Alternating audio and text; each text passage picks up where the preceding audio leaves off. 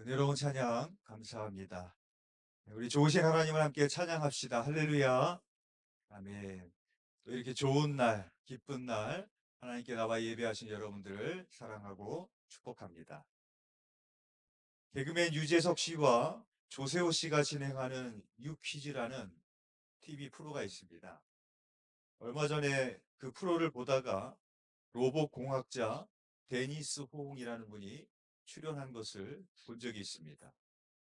이 데니스 홍의 아버지는 한국의 첫 탄도미사일을 개발한 홍용식 항공우주공학자라고 그럽니다. 그러니까 이 데니스 홍이 로봇 공학자인데 아버지의 영향력이 또 있다라는 것을 볼 수 있죠. 또 그분이 어릴 적에 스타워즈라는 영화를 좋아했는데 스타워즈라는 영화를 보면서 로봇 공학자에 대한 꿈을 갖게 되었다고 합니다. 2011년에는 학습 후에 알아서 걷고 춤추는 찰리 로봇을 만들었는데 이게 타임지가 선정한 최고의 발명품으로 소개가 되기도 했다고 합니다. 사람의 형태를 한 로봇을 가리켜서 휴머노이드 로봇이라고 부르는데 데니스 홍이 휴머노이드 로봇 연구의 발판이 되었다고 합니다. 근데 더 놀라운 것은 이 휴머노이드 로봇의 기술을 누구나 다 볼 수 있도록, 누구나 다 사용할 수 있도록 오픈 소스로 공급을 했다라는 겁니다. 쉽게 말해서 누구든지 이 로봇을 만들 수 있도록 소스를 공개한 것입니다. 그래서 유재석 씨가 의아한 생각이 들어서 질문을 했습니다. 여러분도 의아하시죠? 심지어 로봇 설계도가 아니라 만드는 방법이 아니라 음식점도 만드는 레시피를 공개를 잘 안 하지 않습니까? 그런데 이런 로봇을 첨단 과학으로 만들어진 로봇의 모든 방법을 오픈소스로 다 무료로 공개를 한 겁니다. 아니 그렇게 힘들게 연구를 해서 만든 로봇인데 보통은 남들에게 기술을 잘 가르쳐 주지 않는데 또 그 기술이라면 많은 돈도 벌 수 있으셨는데 왜 그렇게 하셨습니까? 그렇게 물었습니다. 그랬더니 이분이 이렇게 대답을 합니다. 저는 인생의 갈림길에 봉착했을 때 판단하는 방법이 있습니다. 그것은 내가 애초에 이걸 왜 시작했는지 질문하면 답이 쉽게 나옵니다. 이렇게 대답하시더라고요. 그 질문은 뭡니까? 내가 왜 로봇 공학자가 되려고 했는지 자신에게 물으면 된다는 겁니다. 그 질문에 대한 답은 사람들을 위하여 사회를 이롭게 하려고 로봇 공학자가 되었다는 것입니다. 그러니까 사람을 위해서 사회를 이롭게 하기 위해서 나는 로봇 공학자가 됐으니까 이거를 그냥 무료로 사람들이 사용할 수 있도록 오픈소스로 공개하는 것이 맞다. 그렇게 판단해서 그렇게 했다라는 겁니다. 오늘 말씀 제목이 인생의 갈림길에 봉착했을 때 판단하는 방법입니다. 이 제목은 조금 전에 말씀드렸던 것처럼 데니스 홍이 했던 말을 제가 인용을 해봤습니다. 데니스 홍이 인생의 갈림길에 봉착했을 때 판단하는 방법은 무엇이었는가? 내가 왜 로봇 공학자가 되려고 했는지에 질문을 해보면 답이 항상 나왔다는 겁니다. 저는 이 질문이 우리 그리스도인들에게도 동일하게 적용되어야 된다고 봅니다. 목사도 인간이기에 목회를 하다 보면 포기하고 싶은 생각이 들 때도 있을 것이고 여러 가지 유혹이 들 수도 있고 잘못된 방향으로 나아갈 수도 있을 것입니다. 그러한 인생의 갈림길에 봉착했을 때 필요한 질문은 무엇이겠습니까? 내가 왜 목사가 되려고 했지? 스스로 자기 자신에게 물으면 그것에 대한 답을 찾을 수 있을 겁니다. 그리스도인으로 살아가다가 믿음을 포기하고 싶은 생각이 들 수도 있을 겁니다. 그저 세상 사람들과 똑같이 살고 싶은, 그저 돈을 많이 벌고 나 편하게 사는 그런 삶을 살고 싶은 마음이 들 때도 있습니다. 여러 가지 유혹이 들 수도 있고 잘못된 방향으로 갈 수도 있을 것입니다. 그러한 인생의 갈림길에 봉착했을 때 우리에게 필요한 질문은 무엇이겠습니까? 내가 왜 그리스도인이 되고자 했지? 스스로 자기 자신에게 물으면 그것에 대한 해답을 찾을 수 있지 않겠습니까?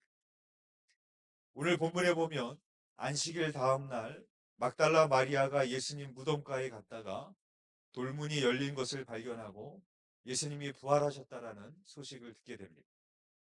큰 지진이 나며 주의 천사가 하늘로부터 내려와 돌을 굴러내고 그 위에 앉아서 이렇게 말합니다. 오늘 본문 마태복음 28장 6절에서 7절의 말씀입니다. 우리 함께 봉독해 보겠습니다. 시작. 그가 여기 계시지 않고 그가 말씀하시던 대로 살아나셨느니라. 와서 그가 누우셨던 것을 보라. 또 빨리 가서 그의 제자들에게 이르되 그가 죽은 자 가운데서 다시 살아나셨고 너희보다 먼저 갈릴리로 가시나니 거기서 너희가 배우리라. 아멘. 예,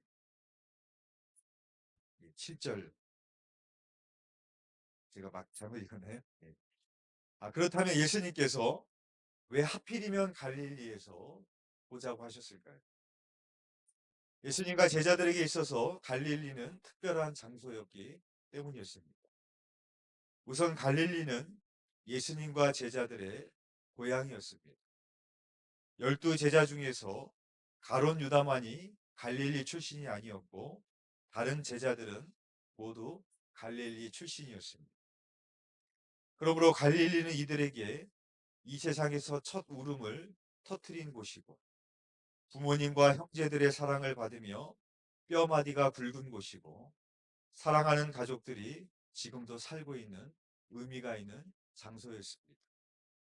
우리도 인생의 무언가의 힘든 일을 경험하게 될 때, 마음의 평안과 안정을 얻기 원할 때 고향을 가고 싶은 그런 마음이 들기도 합니다. 또한 갈릴리는 제자들을 부르신 콜링의 장소였기 때문입니다.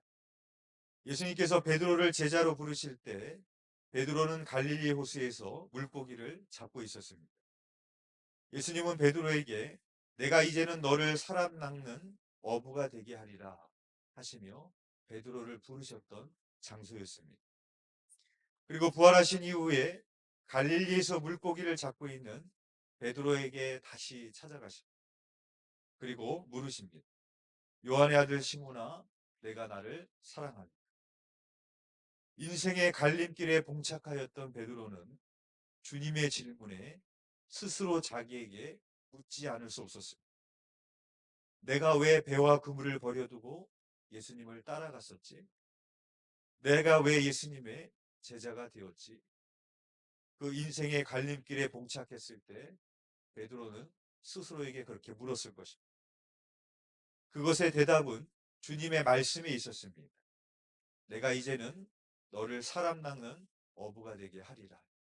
라는 주님의 명령과 부르심이 있었기 때문이었죠. 또한 갈릴리에서 만나자라고 하신 이유는 갈릴리는 사명의 자리이기 때문이었습니다. 갈릴리는 예수님이 제자들과 함께 공생애를 보내면서 복음을 전하며 사역하셨던 곳입니다. 그러므로 부활하신 예수님이 갈릴리에서 보자고 하신 것은 예수님의 사역이 끝나지 않았다는 것을 의미하고 있습니다. 그리고 제자들의 사역도 끝나지 않았다는 것입니다.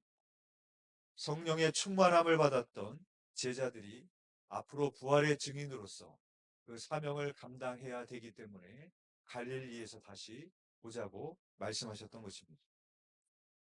아놀드 슈왈츠제네거가 주연한 영화 터미네이터 3가 있습니다.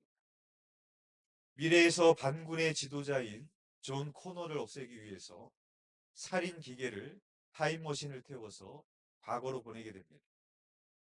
그리고 이 계획을 알았던 반군도 존 코너를 지키기 위한 로봇을 과거로 보내게 되는데 바로 그 로봇이 터미네이터 아놀드 슈왈츠 제너거입니다. 처음에 이 터미네이터가 존 코너에게 다가가는데 존 코너가 자기를 해치려고 하는 줄 알고 막 도망을 갑니다. 그리고 도망을 가다가 막다른 골목에 몰렸을 때 존 코너가 터미네이터에게 이렇게 묻습니다. 너는 도대체 누구냐? 누군데 왜 나를 이렇게 쫓아오냐? 그렇게 묻습니다. 그때 터미네이터가 이렇게 대답을 합니다. My mission is protect you. 내 미션은 널 지키는 거야. 넌 누구냐? 했더니 내 미션은 널 지키는 거야. 그렇게 대답을 합니다. 그리고 그때부터 아놀드 슈왈츠제네거가 존 코너를 지키기 위해서 자기의 모든 것을 겁니다. 자기의 생명을 겁니다. 그러다가 팔이 부러지기도 하고 몸이 거의 으스러지는 상황까지도 이르게 됩니다. 그 모습을 보면 아무리 기계이지만 슬픈 마음이 들 정도로 그렇게 온몸이 다 망가지게 됩니다.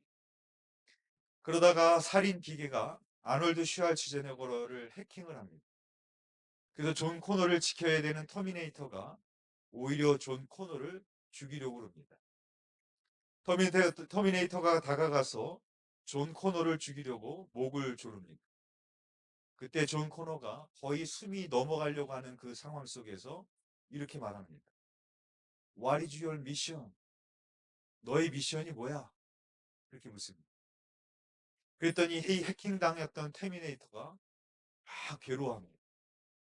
그랬더니 갑자기 전원이 꺼졌다가 다시 재부팅이 됩니다. 그리고 나서 이렇게 대답합니다.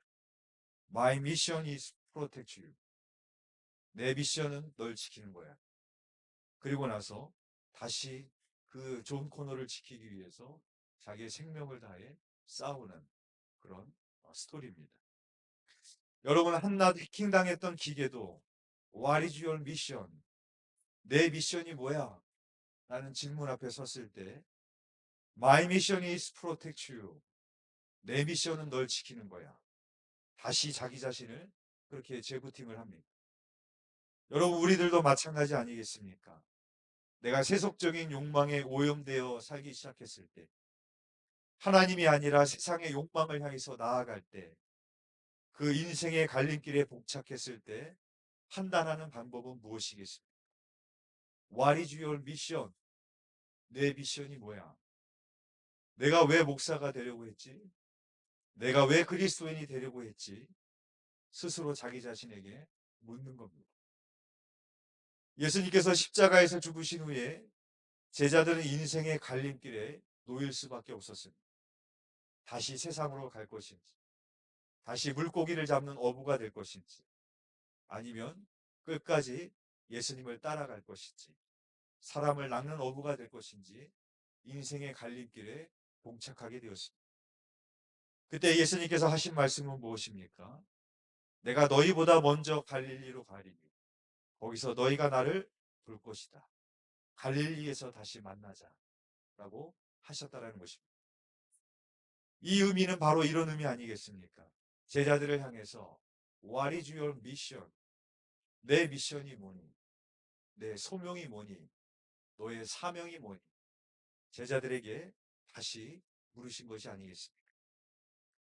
영화 패션 오브 크라이스트를 보면은 예수님이 채찍에 맞으시고 십자가에서 고난을 당하시는 장면을 보면 너무나도 잔인한 그런 장면들이 많이 나옵니다. 그러다가 마지막에 굉장히 감동스러운 장면이 있습니다.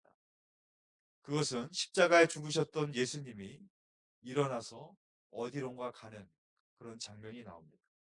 어디로 가시는 걸까요? 오늘 말씀에 힌트가 있죠. 갈릴리로 가시는 거겠죠. 사랑하는 교회 여러분, 부활하신 예수님께서 갈릴리로 가라고 하십니다. 우리와 거기서 만나자고 하십니다. 내가 세속적인 욕망에 오염되기 시작할 때, 하나님이 아니라 세상의 욕망을 향해 나아갈 때, 나의 인생의 갈림길에 봉착했을 때, 내 믿음이 흔들릴 때, 앞으로 나는 어떻게 살아야 될지 모를 때, 그때 이 질문 앞에 다시 서십시오. What is your mission? 내 미션이 뭐니? 너의 소명이 뭐니? 너의 사명이 뭐니? 내가 예수 그리스도의 제자가 되었던 이유는 무엇이니? 그 질문 앞에 우리가 다시 서게 될 때 우리는 다시 답을 찾을 수 있게 될 것입니다. 바라기는 저와 여러분들이 우리보다 먼저 갈릴리로 가시고 거기서 우리와 보자고 하신 그 주님과 소명의 길을, 사명의 길을 걸어가시는 저와 여러분이 되시기를 주님의 이름으로 축원드립니다. 기도드리겠습니다. 하나님과 은혜가 풍성하신 하나님 아버지, 로봇을 만드는 과학자도 자기가 그 일을 처음 시작했던 그 이유를 잊지 않고 세상의 갈림길에 설 때마다, 세상의 유혹에 생길 때마다 스스로에게 물으며 그 답을 찾았습니다. 하나님 또한 우리 또한 그 믿음의 길을 걸어가는 데 있어서 인생의 갈림길에 봉착할 때 물어야 될 질문이 있는 줄 믿습니다. 나의 소명이 무엇이었는지, 나의 사명은 무엇인지, 왜 나를 목사와 장로와 권사와 집사와 성도로 불러주셨는지, 내가 왜 주님을 따르는 제자가 되었는지, 그 질문 앞에 다시 설 수 있는 저희들이 되게 하여 주시사, 우리의 마지막에 믿음의 경주가 나를 부르신 그 주님과 끝까지 동행하는 소명의 길을 가며 사명의 길을 가는 저희들의 삶이 될 수 있도록 인도하여 주옵소서. 주님께서 우리를 그렇게 이끄실 줄 믿사오며 예수 그리스도 이름으로 기도드렸사옵나이다. 아멘.